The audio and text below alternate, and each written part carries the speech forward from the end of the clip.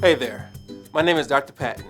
One of the most common concerns I hear people say is that their doctor is so booked that they can't get an earlier appointment. Let me be honest, as doctors, we don't like it either.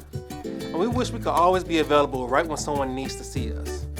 But that would mean shorter appointments, and we want to make sure we're spending enough time with you. One thing I encourage my patients to use, sometimes I also use it myself, is the waitlist feature on Norton MyChart. Think of it as a digital waitlist. My first time using it, I went to my free MyChart account. Personally, I like to use the mobile app. Schedule an appointment, and opt in the wait list for an earlier time. I made sure I enabled notifications for my email and text so I can receive waitlist offers.